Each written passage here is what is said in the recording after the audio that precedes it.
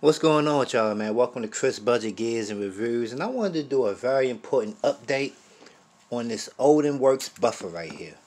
This Odin Works buffer. I'm going to say that this is not a necessity. I think the total price of this adjustable buffer was like about $50, $55. I honestly could have just got me a H2 and a H3 buff at the same price.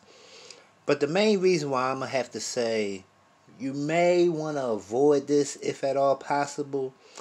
While I was at the range last week, one of the RSOs, the range safety officers, came up to me. He seen I had my rifles laid out, I had buffers and springs around. So he started talking to me, and I told him that I had got this Odin Works adjustable buffer. He told me that he had the same buffer, and this is what happened to him. He put this buffer inside of his rifle, and he started firing. After so many rounds, he started having malfunctions. So he started troubleshooting, and it came to be that the reason he was having malfunctions was because of this buffer. As you see right here, there's a set screw right here. This set screw holds this right here. So before you could take this out, you have to take your set screw out.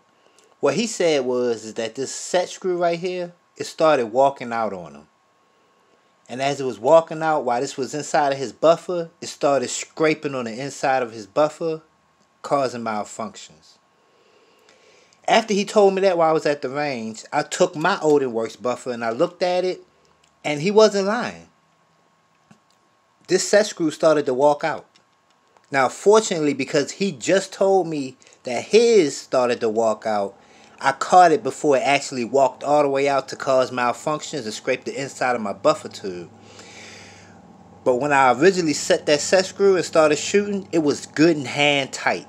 I got a bad habit of over tightening stuff, so trust me, it was nice and tight. After he told me what he told me and I checked this set screw again, it was loose. So what I did is that I Loctited this set screw inside of here. This buffer is going to be my testing buffer. This is going to be a testing buffer. When I get a new AR-15 upper, I'm going to throw this buffer in there, and this is going to be my testing buffer. I cannot suggest this buffer right here, because even though I Loctited that in, just for the simple fact that it's possible that this could come loose and cause malfunctions in my AR-15, I cannot suggest this at all. Just go ahead and get you a dedicated H2, H3, H1, whatever buffer you want. Now, I'm not going to lie, some buffers do cost a nice little piece of change. Like, I seen some buffers for like $40, $50. Like, I don't know what's so special about that buffer why it's $40, $50. But if you look hard enough, you can find you a $20, $25 buffer. But as far as this Odin Works adjustable buffer, I can't say that you can put this in a duty rifle unless you feel comfortable knowing that it's possible that this set screw can come out and cause malfunctions in your rifle. And I Loctited it down. I didn't have any issues out of it. But just for the simple fact that it's possible, I can't suggest this buffer right here.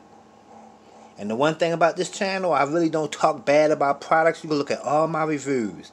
I don't talk bad about products because, thankfully, the gun gods been blessing me. They've been buying nothing but good products. But this may be the first video that I'm going to have to say that I cannot suggest this. Not in a duty rifle.